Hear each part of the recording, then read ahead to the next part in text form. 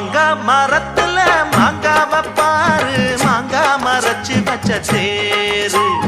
தேங்காய் உடைக்கல சேர்த்து அரைக்கல, திங்காம திங்க வந்ததாரு.